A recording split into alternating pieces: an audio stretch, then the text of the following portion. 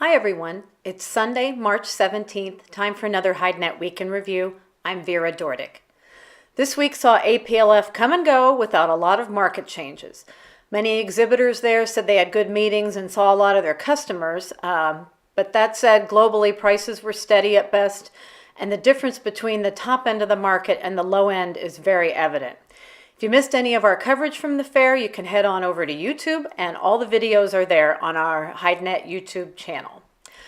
Starting with Europe this week, our editor Andrea Guolo says that some cow origins lost 5 cents. High-quality origins saw some gains, and everything else is firm. On the other hand, bulls were not so fortunate. Last week, they saw some substantial declines, although volumes were still small.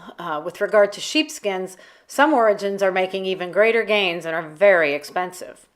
In his analysis this week, Andrea looks at the situation after APLF, what's happening in the furniture sector, and the current issues for the bull sector. Turning to the United States, once again, volumes were thin, with trading at the fair rather unremarkable, and the overall sales picture was not much different.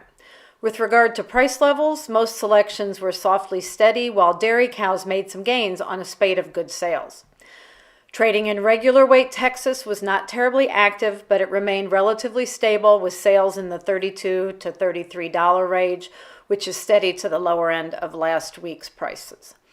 This week's export report came in with combined sales at 421,900, which is a little bit better than last week, but still below the slaughter of 593,000.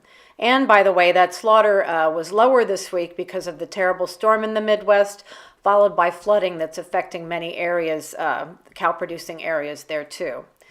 In our market observations this week, we look at the difference between the top and the bottom end of the market and how that affects the price situation.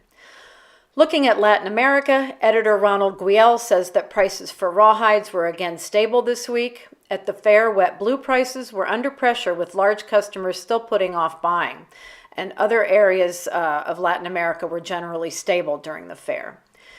In other news from Brazil, exports of hides and skins in February were up 13% in value over January, but they were down 23% in value compared to the same month last year. We also have items on footwear production in Brazil, as well as news about Minerva and Marfrig this week.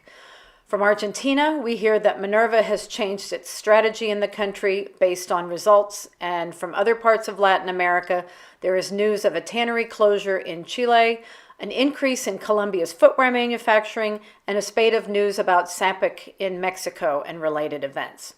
So that's all we have for today, and until next week, good night from HideNet.